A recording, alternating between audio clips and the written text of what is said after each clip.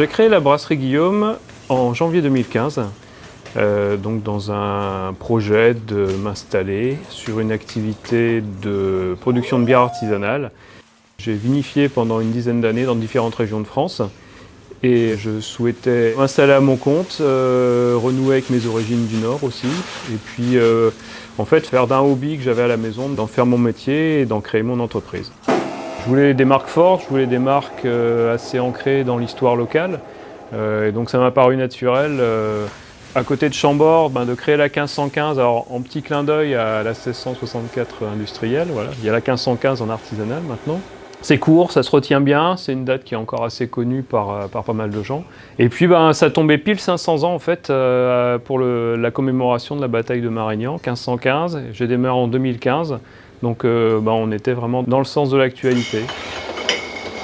Ce que j'essaie de faire dans mes bières, c'est des bières équilibrées. J'aime bien assembler différents types de malt, différentes céréales, pour construire une bière sur le plan de la couleur, du corps, de la structure, de la longueur en bouche. J'essaie vraiment de faire des bières équilibrées. Donc c'est plutôt des bières de style classique, d'inspiration belge. Il y a parfois quelques petites épices qui viennent agrémenter le goût. Et puis aussi d'inspiration du local, donc c'est vraiment faire des bières ancrées en lien avec leur terroir, aussi bien par l'approvisionnement en orge, qui est un approvisionnement local, donc avec un agriculteur du département qui travaille en agriculture de conservation des sols. Donc voilà, c'est de la matière première qui a un sens, c'est du houblon français de coopérative agricole. Et puis c'est sur certaines recettes des ingrédients locaux, les fraises de Sologne, le miel de Sologne, les châtaignes de Sologne, le jus de raisin Pinot d'Aunis qui est assez emblématique du vignoble du Vendômois. Donc c'est vraiment utiliser les ressources locales, les ingrédients locaux pour pouvoir faire des bières assez uniques et puis assez saisonnières vraiment qui sont là quand la matière première est récoltée ou est disponible.